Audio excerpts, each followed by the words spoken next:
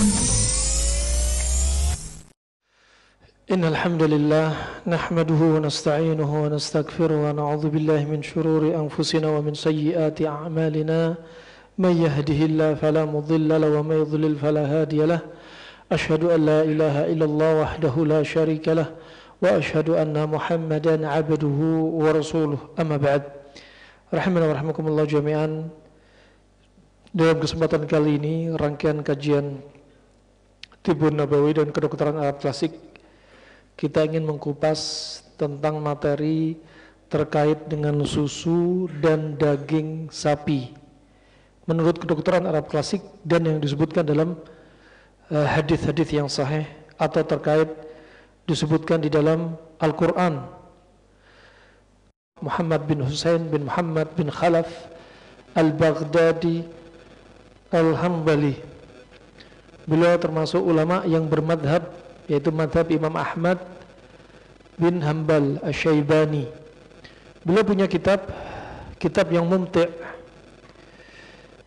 terkait dengan ilmu pengobatan, yaitu Kitabut Tibb, kitab tentang ilmu pengobatan.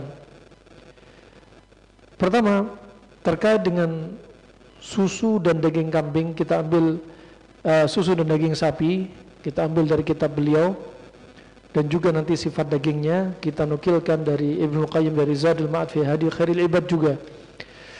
Berkata mu'allif rahimallahu ta'ala, far'un rawa waqi'un bi isnadihi an Abdullah bin Mas'ud, diriwayatkan oleh Waqi', yaitu Waqi' ibnul Jarrah, Waqi' ibnul Jarrah dari Abdullah bin Mas'ud bahwasanya Nabi SAW telah bersabda, innallaha lam yunzil da'an illa waqad anzala lahu shifaan illa al-haram, dalam riwayat illa al-maut wal haram, fa'alaikum bi albanil baqar fa innaha tarummu min kulli asyajar, dalam riwayat fa innaha ta'kulu min kulli asyajar. Hadis ini adalah hadis yang diriwayatkan oleh Abdul Razzaq dalam musannafnya, juga At-Tabrani dalam Al-Mu'jam Al-Kabir, yaitu mauquf, ya, bukan hadis Nabi, tapi apa? Mauquf dari sahabat Nabi SAW, yaitu Abdullah bin Mas'ud, ya, Abdullah bin Mas'ud. Waqad rafahu jam'un minhum al-Imam Ahmad, dan sebagian mengatakan hadis ini bukan sekedar mauquf, tapi apa? Juga bahkan marfu', yaitu dinisbatkan kepada Nabi SAW, sebagaimana dalam Musnad Imam Ahmad, dan yang diriwayatkan Imam Ahmad dalam musnadnya sanadnya juga sahih. Berarti mauquf sahih dari Ibnu Mas'ud, marfu' juga sahih. Ya, para sahabat juga mengucapkan ini, dan ini ternyata juga sabit dari lisannya Nabi SAW. Dan sanad hadis-hadis ini, ya, disahihkan oleh Syekh Al-Albani rahimahullah dalam Sahihul Jami', juga dalam As-Silsilah As-Sahihah. Apa arti hadis ini? Maknanya adalah sesungguhnya Allah tidaklah menurunkan penyakit kecuali Allah turunkan padanya obat. Kecuali apa? Kecuali al-haram. Al-haram yaitu apa? Usia tua. Ya, usia tua. Dalam riwayat al-maut, ya, dalam riwayat kecuali kematian. Artinya Allah turunkan pada semua penyakit, Allah turunkan obatnya, kecuali dua ini enggak ada obatnya. Apa? Sudah tua dan kematian. Ini enggak ada obatnya.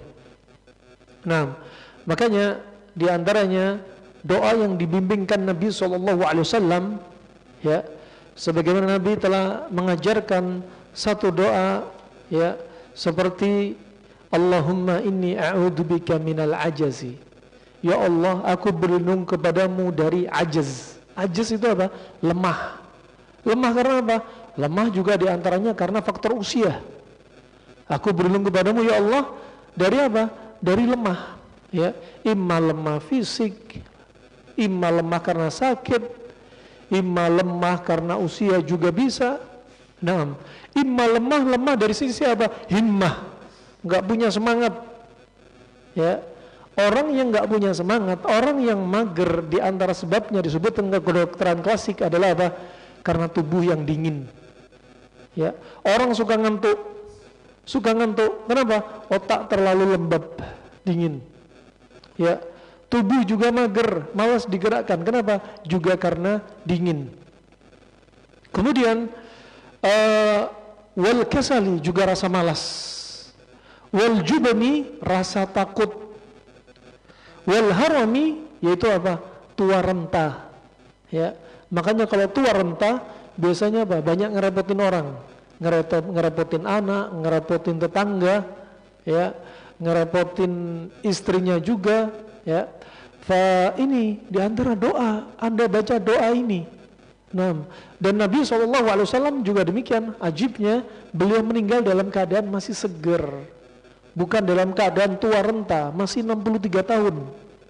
Ya, itu pun karena apa? Efek racun 3 tahun sebelum wafatnya dari wanita yang waktu itu masih Yahudi, ya, Zainab bintul Harith, dan kemudian disebutkan Al-Hafidz Ibnu Hajar dalam Al-Isabah, wanita ini kemudian masuk Islam.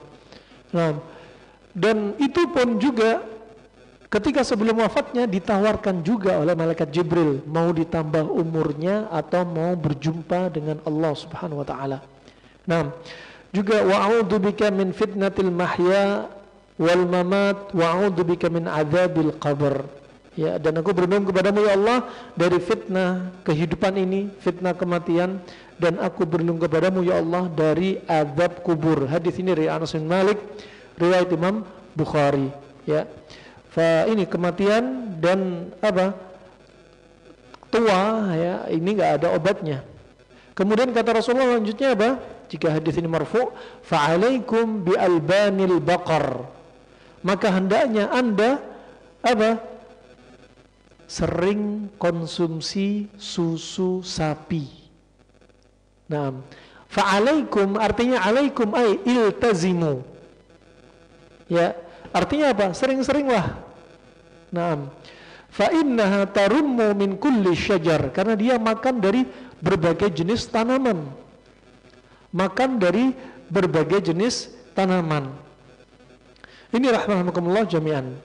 Fa susu ini, ya, dari masa silam sampai sekarang, ya, termasuk yang paling banyak dikonsumsi. Dan dari susu sapi ini produknya banyak sekali. Olahan dari susu seperti apa? Seperti keju, ya, seperti keju yang merupakan apa? Fermentasi dari susu dengan cara memisahkan zat padat dalam susu menggunakan apa? Bantuan enzim atau bakteri. Dan keju dijelaskan oleh Ibnu Qayyim dibagi menjadi dua. Ada keju yang sifatnya panas, ada keju yang sifatnya dingin. Jika keju sudah kaku, keras, biasanya ditambahkan garam. Maka saat itu keju bersifat panas. Dan garam di situ, maka keju ini sifatnya dingin. Nah, kemudian ada olahan berikutnya yaitu seperti apa? Yogurt, ya, atau yogurt, ya. Ini termasuk juga fermentasi susu yang sangat populer, ya, fermentasi susu yang sangat populer. Dan di negeri Yaman sampai detik ini yogurt digunakan untuk orang yang punya masalah pencernaan, termasuk orang yang diare, ya. Maka bakterinya ini sangat bermanfaat. Kemudian juga, dan yogurt ini sifatnya dingin. Yogurt sifatnya dingin. Pernah para sahabat radhiyallahu anhum ajma'in, ya,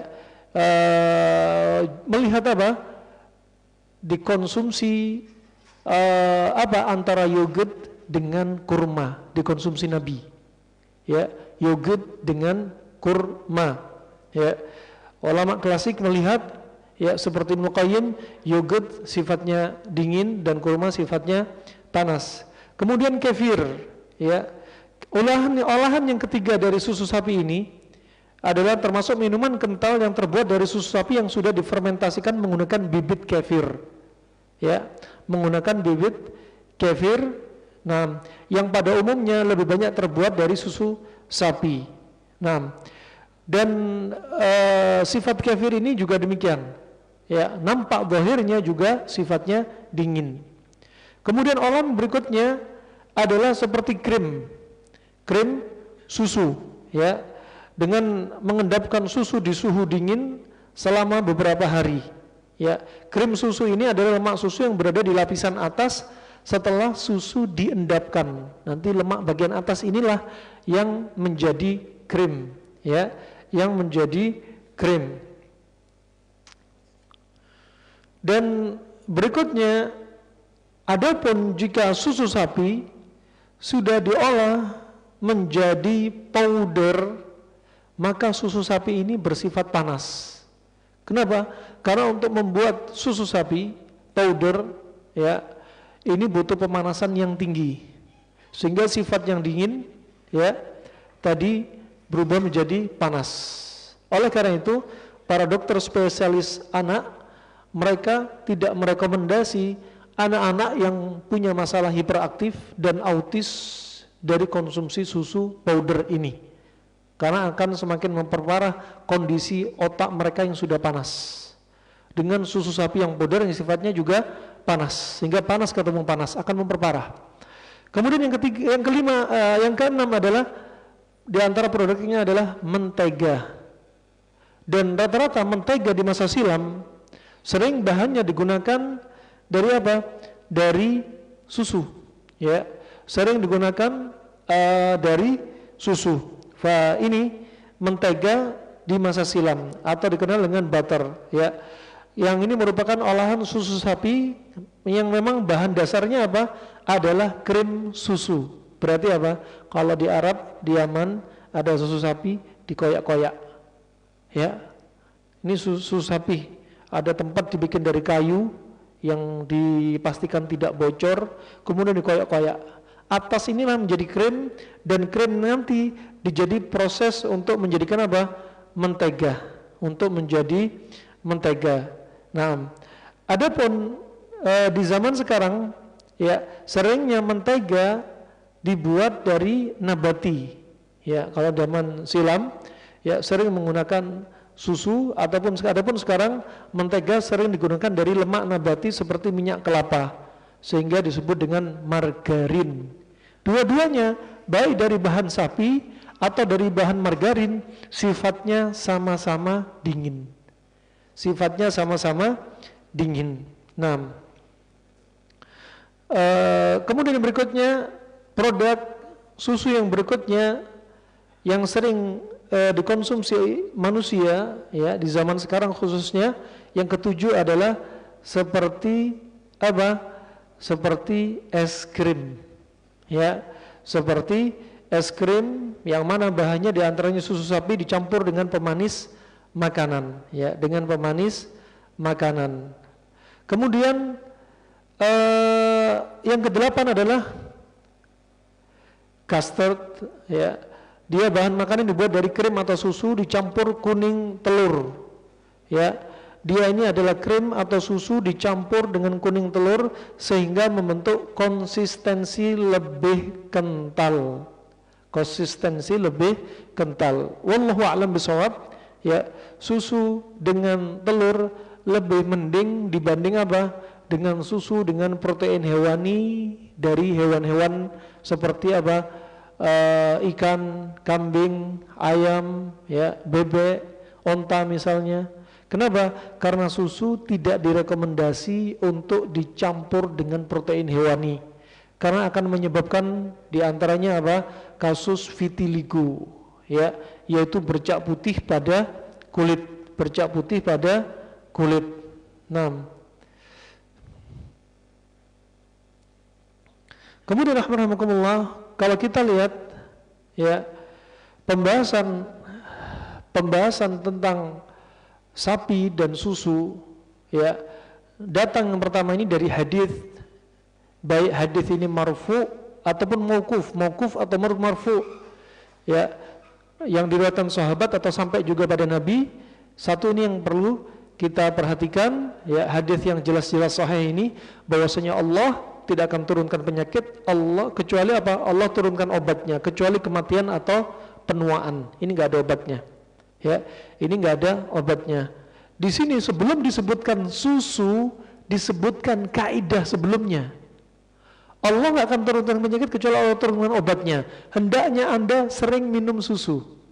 Ya, di sini ada kaitannya. Kaitannya apa? Artinya susu itu untuk obat untuk satu kasus penyakit tertentu. Ya, lafaz sebelumnya menunjukkan apa? Kaidah. Allah nggak akan turunkan penyakit kecuali Allah turunkan obatnya. Kemudian disebutkan salah satu obat berarti apa? Susu. Obat untuk apa? Untuk lawan dari sifat susu. Ini yang perlu kita fahami. Ya, kaidahnya. Sebagaimana juga dalam hadis yang lainnya, ma'anzalallahu da'an illa anzalallahu syifaan. Allah nggak akan turunkan penyakit kecuali Allah turunkan obatnya. Alimahu man alima wa jahilahu man jahila. Riwayat Imam Ahmad. Taulah orang yang tahu dan nggak tahulah orang yang nggak tahu. Dalam riwayat yang lainnya, ya, idza wafaqa dawa'udda dari abi idznillah. Jikalau ya Allah turunkan penyakit, Allah turunkan obat, jikalau obat itu cocok dengan penyakitnya, akan sembuh penyakit tersebut dengan izin Allah Subhanahu wa taala. Ya, kaidah baru disebutkan di sini tentang susu. Nah, tentang susu. Ini pertama kita sebutkan hadis yang pertama yang sahih tentang susu. Kemudian rahimakumullah jami'an, ada juga dimaksudkan di sini adalah teori konsep berpasang-pasangan yang sering kita sebutkan. Kalau makan berpasang-pasangan, jenis makanannya, sifat makanannya, dan ketika mengobati penyakit berpasang-pasangan. Antara penyakit dan obat jadikan berpasang-pasangan.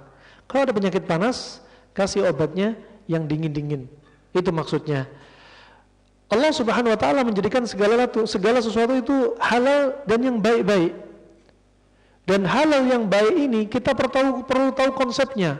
Bisa jadi halal dan baik kalau kita salah kombinasi malah bisa menimbulkan penyakit. Orang darah tinggi sifatnya panas dikasih makanan yang panas-panas seperti kambing. Akhirnya apa? Yang halal ternyata bisa menimbulkan penyakit. Nah, makanya yang halal baik kalau dikombinasi akan menjadi obat. Walaupun itu hanya makanan yang kita konsumsi tiap hari, ternyata bisa menjadi obat. Kemudian rahmatullah, sebelum masuk pembahasan detail dari yang disebutkan dinukilkan oleh para ulama, kita juga pengen lihat hadis yang lainnya. Ya, disebutkan dari Aisyah radhiyallahu anha, ya, qalat, bahwasanya Aisyah berkata, dhaha Rasulullah sallallahu alaihi wasallam an-nisa'i bil baqar. Dan dahulu Nabi sallallahu alaihi wasallam menyembelih untuk para istrinya itu dengan apa? Dengan seekor sapi. Dengan seekor sapi. Kapan ini dilakukan? Ketika hajatul wada. Ya, ketika haji perpisahan. Disebutkan dalam tafsir At-Tabari bahwasanya Nabi SAW dari hajatul wada sampai wafatnya ada selang waktu sekitar 81 hari. Yang pada hajatul wada pada hari Jumat ketika khutbah Arafah ba'dal asr, sebagaimana dari Umar bin Khattab bahwasanya waktu itu turun ayat pada waktu itu apa? Surat Al-Maidah ayat yang ketiga, al-yauma akmaltu lakum dinakum. Pada hari ini ya telah kusempurnakan bagi Anda agama bagi Anda, ya. Tapi ternyata masih ada yang turun dari hadis-hadis, masih ada untuk melengkapi. Ketika apa? 81 hari itu masih ada beberapa hadis yang disampaikan Nabi SAW. Dan syahidnya di sini Nabi nyembelih apa? Sapi. Ya, Nabi disebutkan dalam riwayat yang lainnya, ya, kadang nyembelih apa? Kabsyain amlahin, 2 kambing yang sangat indah, ya, yang bagus, ya. Dalam momen yang lainnya seperti Hajjatul Wada, Nabi menyembelih sapi, ya. Kemudian juga disebutkan di dalam Al-Quran, ya, disebutkan di dalam Al-Quran dalam surat Adz-Dzariyat ayat 26-27, kisah yang disebutkan Allah Subhanahu wa taala ketika 3 malaikat, ya, bertamu kepada Nabi Ibrahim alaihissalam, ya, yang mana Nabi Ibrahim alaihissalam didatangi malaikat ya, membawa kabar gembira. Kabar gembira, dua kabar gembira yang membuat istrinya Nabi Ibrahim sangat bangga, sangat senang. Di antaranya diberikan kabar gembira yang istrinya mandul sekian lama dan sudah tua, ternyata Allah berikan kabar gembira dengan anak yang saleh. Ya. Kabar yang kedua adalah bahwasanya 3 malaikat ini akan dikirim ke negeri Sodom, akan membasmi kaumnya Nabi Lut alaihissalam.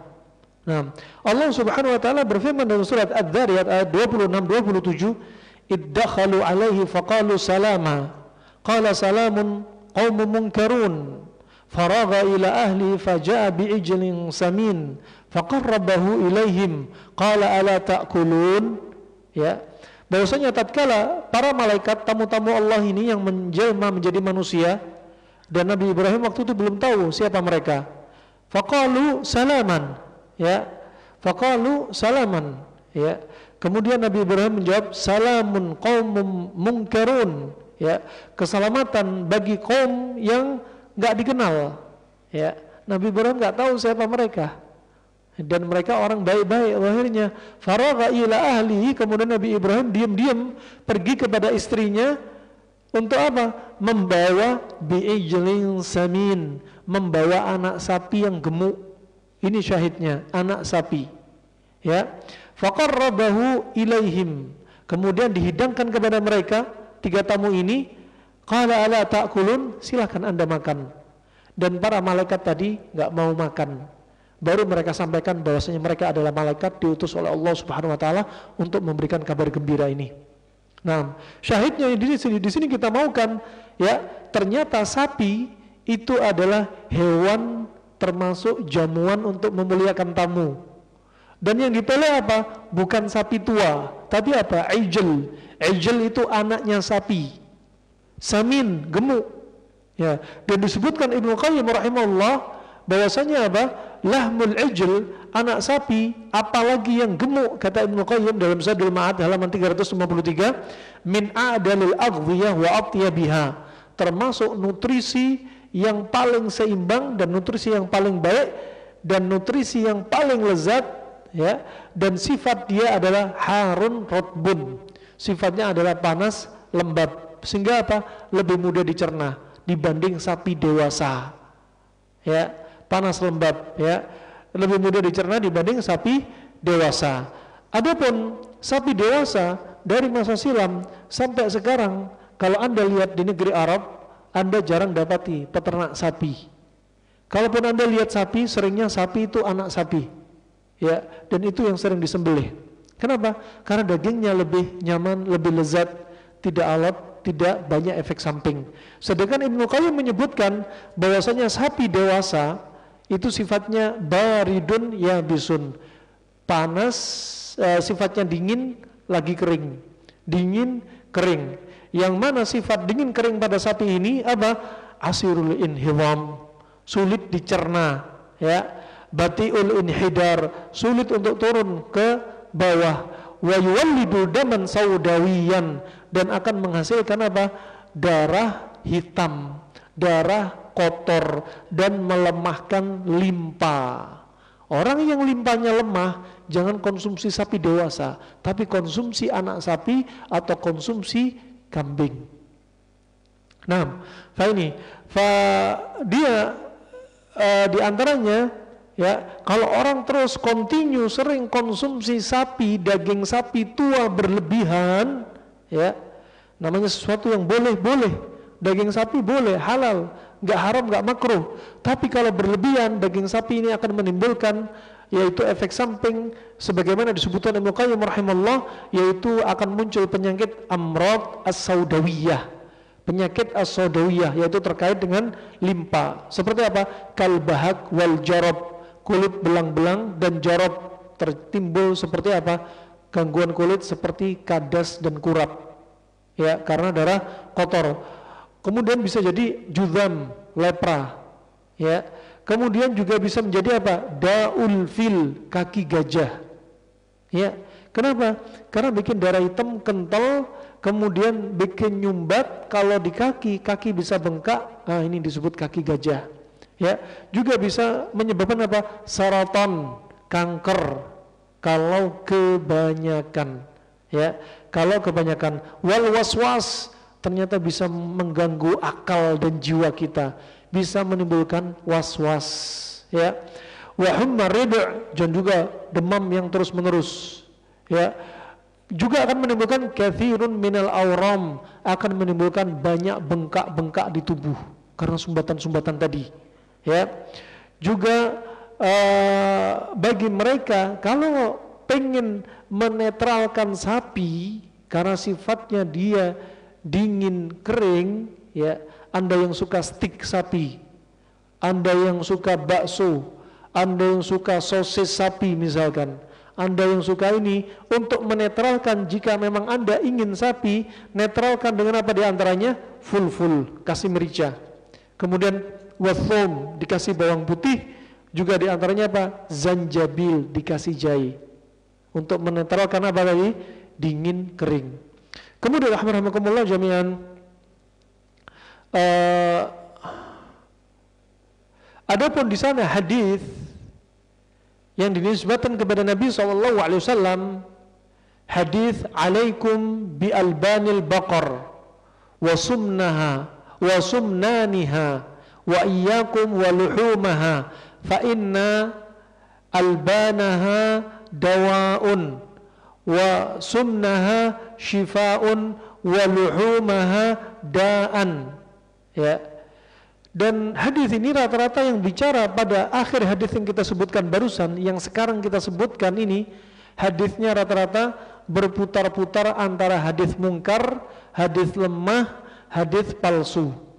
Ya, enggak sabit dari Nabi sallallahu alaihi wasallam. Barang siapa yang mensahihkan hadis ini, seperti Al-Hakim mensahihkan hadis ini, dihukumi oleh para ulama itu karena apa? Tasahul, karena bermudah-mudahan mensahihkan hadis. Padahal hadis ini enggak sahih sama sekali. Nah, apa artinya hadis ini? Hendaknya Anda sering mengkonsumsi susu sapi dan lemaknya, ya. Tapi hati-hati dari dagingnya, karena daging sapi menimbulkan penyakit, ya. Adapun susunya itu adalah obat, dan lemaknya itu adalah obat kesembuhan, dan dagingnya adalah penyakit. Sekali lagi, hadis ini yang semisal dengan hadis ini tidaklah sahih, tidak sabit dari Nabi SAW.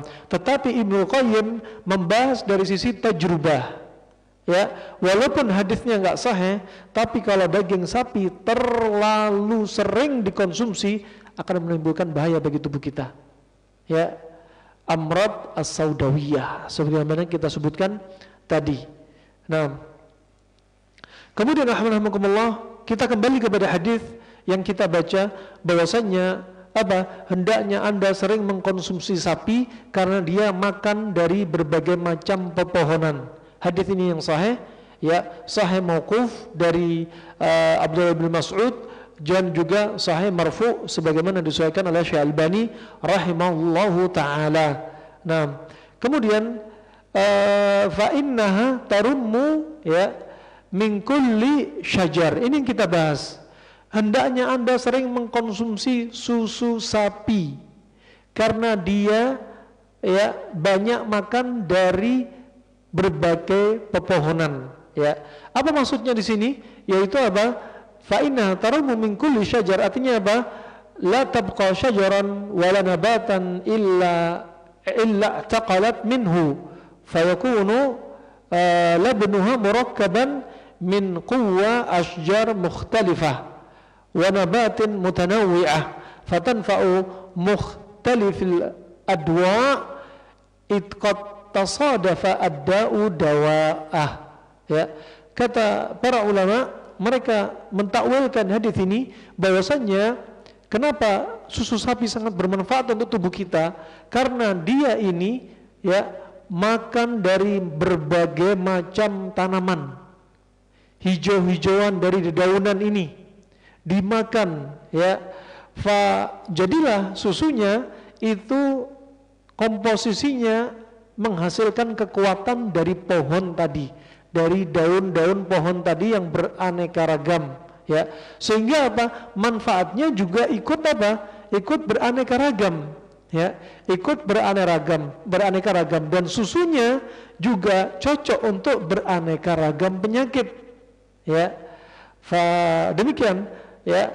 Ada dan dawa di situ ada, ya, melalui susu ini. Nah, ini menunjukkan, hadis ini menunjukkan apa? Rahmat Allah Subhanahu wa taala kepada hambanya. Makanya Allah katakan, ya, ketika Allah bersabda, "Ma anzalallahu da'an illa anzalalahu syifaan." Allah enggak akan turunkan penyakit kecuali Allah turunkan obatnya. Ini menunjukkan apa? Rahmanya Allah Subhanahu wa taala. Dan juga dalam hadis ini Allah tidak akan turunkan penyakit kecuali Allah turunkan obatnya. Di sini ada petunjuk. Petunjuk apa? Untuk kita belajar ilmu kesehatan. Untuk kita belajar ilmu kesehatan tentang badan kita dan juga untuk kita tahu mengambil sebab yang paling cocok terkait penyakit. Ya, sebagaimana hadis yang sudah kita sampaikan tadi, ya, idza wafaqa dawa'ud da' bari'a biidznillah. Kalau obat ini cocok dengan penyakitnya, dengan izin Allah akan sembuh. Menunjukkan apa? Allah jadikan sebab. Untuk sembuh Allah jadikan sebab. Kalau obat cocok, diagnosanya cocok, baik dokter, terapis, herbalis, akupunkturis, siapapun mereka, para pengobat, ya, siapapun dia, kalau ternyata terapi dan obatnya cocok dengan penyakitnya, maka dengan izin Allah akan sembuh. Berarti apa? Allah jadikan orang sakit kemudian sehat ada sebab yang akurat, ya, cocok obatnya, diagnosanya cocok, Allah akan sembuhkan. Kita lanjutkan setelah adzan insyaallah. Barakallahu fikum. Baik, kita lanjutkan. Qala al-'allamah al-Ba'li fi arba'un baban fi tib, yaitu dalam kitab dia Arba'un baban fit tibb, yaitu 40 bab dalam ilmu pengobatan, ya, termasuk hadis ini beliau syarah, ya. Ini juga termasuk, ya, kitab-kitab yang klasik juga ini, ya. Ahduhuma, yang pertama, ikhbaruhu sallallahu alaihi wasallam anna Allah ta'ala lam yanzil da'an illa walahu dawa, ya, bahwasanya Allah Subhanahu wa taala ketika menjelaskan tidaklah Allah turunkan penyakit kecuali Allah turunkan padanya obat. Di sini menunjukkan apa?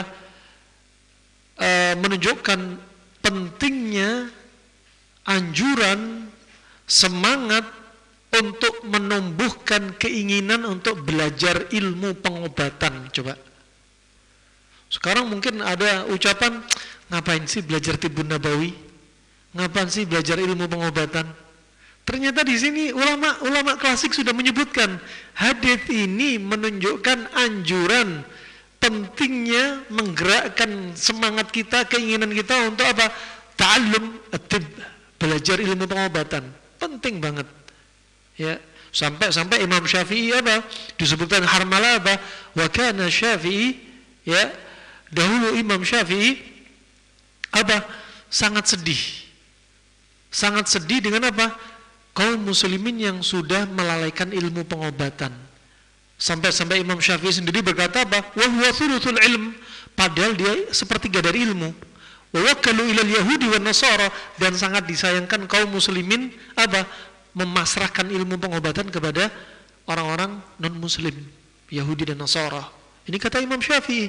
Dan di sini anjuran hadis ini menunjukkan anjuran kita belajar ilmu pengobatan juga penting. Nah, di antaranya Nabi SAW pernah ketika ada sahabat sakit, Nabi manggil siapa? Manggil orang yang ahli. Siapa yang ahli? Yang hidup waktu itu Al-Harith bin Kaldah, yang paling dekat dengan Nabi SAW.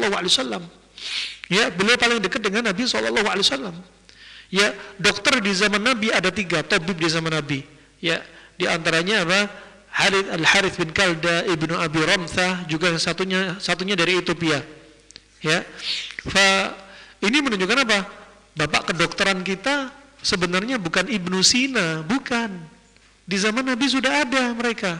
yang mereka seperti Al-Harith bin Kalda akhirnya masuk Islam, yang beliau meninggal satu hari di hari yang sama bersama Abu Bakar As-Siddiq. Ya, kemudian tahun 251 Hijriah ada di antaranya Ar-Razi yang ternyata lebih mahir daripada Ibnu Sina. Ibnu Sina baru lahir 60 tahun setelah Ar-Razi wafat. Nah, ini yang perlu disadari rahimakumullah, ya. Berita yang nyebar yang masyhur belum tentu benar. Ya, perlu kita teliti ulang. Kemudian rahimakumullah, di sini anjuran untuk belajar ilmu pengobatan. Untuk belajar ilmu pengobatan dianjurin. Juga di antaranya ketika orang Badu datang kepada Nabi, "Ya Rasulullah, ana tadawa, apakah kami berobat ya Rasulullah ketika sakit?" Apa kata dia? "Tadawa ya ibadallah, berobatlah kalian wahai hamba Allah." Di sini juga anjuran dari Nabi apa? Untuk berobat. Ya. Dan berobat bukan apa? Ke sembarang orang, tentunya berobat kepada ahlinya. Ya, antu adul amanata ila ahliha. Ya. Fa amanah ilmu pengobatan kepada ahlinya. Ahlinya siapa? Yang belajar ilmu pengobatan. Mau punya ijazah apa enggak, mau punya sertifikat apa enggak, tapi kalau dia belajar ilmu pengobatan mau formal ataupun non formal, kalau punya ilmu berarti nanti sampai menjadi ahlinya. Nah, bahkan disebutkan dalam kitab yang lainnya, disebutkan oleh Al-Mustaghfiri, ya, Al-Hafidh Al-Mustaghfiri, dia menyebutkan, ya, bahwasannya Nabi menganjurkan untuk berobat kepada orang yang paling ahli. Ya, kalau ada beberapa pengobat, ahli pengobat, cari yang paling ahli. Untuk menjadi ahli tentunya apa? Butuh proses. Proses apa? Belajar. Ini. Nah, kemudian dalam hadis ini bahwasanya wadzalika annahu idza alima makana syifa ala da'in wa anna lahu dawa. Kenapa? Sehingga dia tahu ini mana penyakit, obatnya apa, penyakitnya apa, dia sudah faham, ya, dia sudah faham. Dan ilmu seha, ilmu tentang kesehatan termasuk asyraful matalib, termasuk juga apa? Ilmu yang apa? Yang mulia yang harus kita pelajari, yang harus kita pelajari. Kenapa? Li'anna laha tamamu umuriddin wa dunya wa kamalil anfus. Ya, karena dengan ilmu kesehatan ini ternyata apa? Ada kesempurnaan dari perkara apa? Perkara agama dan dunia. Coba bayangin kalau kita tahu ilmu kesehatan diri kita sendiri, selain menjaga kesehatan diri sendiri juga menjaga kesehatan orang lain, ya. Sehingga kalau kita sehat apa? Lebih istiqomah ibadah. Itu yang dimaukan. Jadi apa? Untuk urusan agama dan dunia juga termasuk kamalul anfus. Jiwa yang sempurna, ya. Jiwa yang sempurna. Kemudian rahimakumullah jami'an, juga di sana ada hadis yang lainnya termasuk sunnah, ya. Setelah mengkonsumsi susu hendaknya berkumur-kumur. Agar apa? Agar bekas susu dari lemak-lemak susu nggak nempel di gigi, kemudian terjadi apa? Ya, gigi cepat apa? Ada karang gusi. Kemudian juga nafas bau. Begitu juga ada bakteri. Begitu pula dari Abdullah ibn Umar, sebagaimana diriwayatkan oleh As-Suyuti dalam kitabnya Tibbun Nabawi, dia menyebutkan, ya, hendaknya Anda bersihkan baqaya minat ta'am fil adras. Anda hendaknya bersihkan sisa-sisa makanan yang ada di sekitar gusi, dan hendaknya Anda berkumur-kumur. Kenapa demikian? Li'annahu yuhinu al-adras. Karena sisa makanan ini akan melemahkan gigi geraham. Coba bayangin. Sahabat ternyata juga mewasiatkan kebersihan. Para sahabat ternyata juga mewasiatkan kebersihan. Nabi juga mewasiatkan kebersihan. Kumur-kumur, membersihkan gigi, bersiwak. Nah, ini rahimakumullah jami'an. Kemudian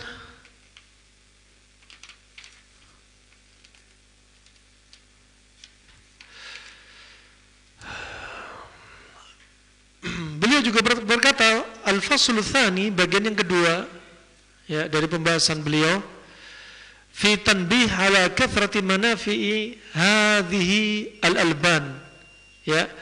Di sini ada warning, ya, akan, yaitu faedah juga, akan banyaknya manfaat yang bisa diambil dari susu. Dalam hal ini susu sapi. Susu sapi sifatnya dingin, susu kambing sifatnya panas. Anda bisa tahu dari efeknya. Ketika minum susu kambing, badan langsung hangat. Nah, dan fa inna dzikraha ba'da an dzakara likulli da'in dawa bi fa'id ta'qib al-muqtadiyah lisababiyah ma'a lafzatin allati hiya 'alaikum. Di sini apa? Dikatakan fa'alaikum. Di sini fa'nya ta'qib. Artinya apa? Allah di sini sebutkan lafaz hadis yang pertama, Allah tidak akan turunkan penyakit kecuali Allah turunkan obatnya, kecuali kematian dalam lafaz, kecuali kematian, kecuali penuaan, enggak ada obatnya. Ya, fa'alaikum, fa di sini ta'qib. Artinya apa? Cepat, ayo cepat nih. Makanya kita cepat banyak minum, gitu maksudnya. Fa'alaikum, sering, cepat banyak minum. Nah, ini yang perlu diperhatikan. Dan di sini manfaat dari susu sapi, dari kedokteran Arab klasik dibahas, manfaatnya sangat banyak dan untuk penyakit, berbagai macam penyakit, ya. Akan tetapi yang paling bagus kita melihat sifatnya, ya, sifatnya yang cocok. Penyakit ini cocok nggak konsumsi susu sapi, ya. Kalau kita tahu susu sapi sifatnya dingin, berarti jangan banyak-banyak untuk orang yang punya masalah dingin. Contoh, orang kena rematik berarti jangan banyak-banyak minum susu sapi. Ya, orang kena batuk pilek jangan banyak minum susu sapi. Contoh, ya, orang yang asma batuk pilek berarti cocoknya apa? Susu kambing. Orang rematik cocoknya susu kambing. Ya, itu contoh. Kalau dilihat dari apa? Sifat. Ya, adapun kedokteran modern tidak melihat dari sifat. Mereka melihat dari hasil penelitian mereka, dari komposisi susu sapi apa, komposisi susu kambing apa. Melihat dari komposisi. Tapi yang paling simpel, efektif, efisien, kita lihat dari sifat. Ya. Kemudian disebutkan pula oleh para ulama di masa silam bahwasanya apa, susu sapi itu, ya, beda-beda sifatnya tergantung apa, makanannya. Kalau makanan sapi ini sifatnya panas, maka susunya sifatnya juga panas. Ya, kalau sapi ini sering konsumsi yang dingin-dingin, maka susunya juga dingin. Ini sangat masuk akal sekali. Misalkan sapi sering makan rumput, maka susunya sifatnya dingin.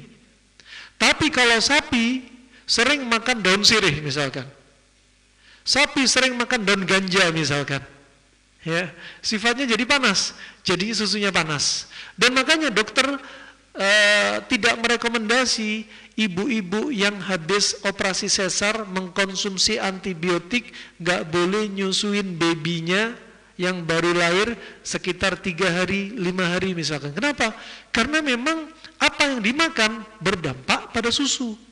Termasuk hewan yang makan, lihat, sapi makannya apa dulu nih? Nah, kalau sapi sering makan panas-panas, ya, masya Allah, makan daun sirih, ya, wah, makan apa berikutnya, makan kangkung misalkan, ya, atau makan ganja misalkan, efeknya juga panas, ya. Pernah kami dapati, ya, kisah nyata, ya, sempat kami ceritakan dulu, ada anak kecil yang di rumah sakit 2 minggu, ya. Dia sering marah-marah, emosinya labil, badannya demam, sering mual-mual. Ya, subhanallah, hasil lab nggak ada yang aneh.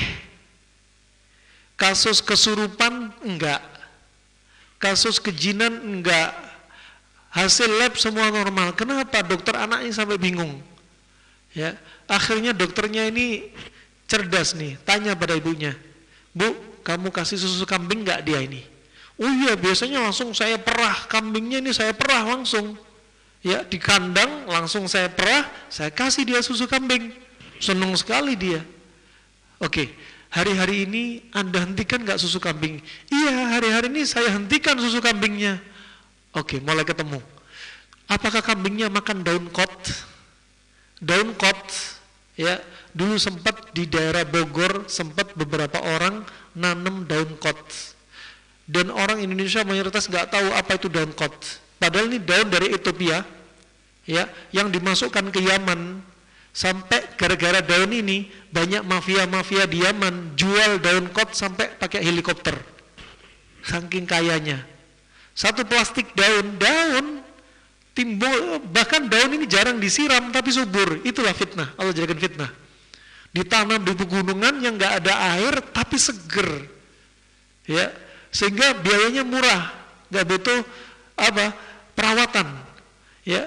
Kalau orang makan satu daun ini ada daun satu plastik ini dihargai mulai dari, kalau kita rupiahkan, 25.000 sampai 2,5 juta. Semakin daun warnanya hijau kemerahan, semakin warna merah, maka kandungannya semakin kuat. Ya, kalau sudah makan berapa daun saja, mata langsung merah. Sudah seperti seolah-olah dia jadi presiden. Kata dia, kalian aduh capek kalian, aku lihat kalian ngafal Bukhari Muslim kelamaan, sini ngafal Bukhari Muslim sekali duduk langsung ngafal, sini. Disuruh makan dulu ngayal. Ya, subhanallah. Dan ini daun kot ini ternyata lebih kuat dari ganja. Diteliti oleh ahlinya, ternyata lebih kuat dari ganja. Dan kambing tadi dikasih makan daun kot. Sama ibunya dihentikan sekitar beberapa hari nggak konsumsi susu kambing, baru dokternya, oh berarti anak ini kenapa adiksi, kecanduan daun kot melalui susu kambing. Nah, berarti apa? Lihat makanannya, ya. Kalau makanannya rata-rata dingin, berarti susunya sifatnya dingin. Kalau kambing makan yang panas-panas, sapi makan yang panas-panas, susu sapi bisa sifatnya panas. Tapi mayoritasnya sapi konsumsi yang dingin-dingin, sehingga susu dia dingin. Wallahu a'lam bishawab. Mungkin ada satu pertanyaan saja, tafadhol barakallahu fikum. Gak ada pertanyaan salat isya. Nah, semoga bermanfaat untuk kita semua. Wabillahi taufiq wal hidayah. Subhanakallahumma bihamdika asyhadu an la ilaha illa anta astaghfiruka wa atubu ilaik. Wassalamualaikum warahmatullahi wabarakatuh.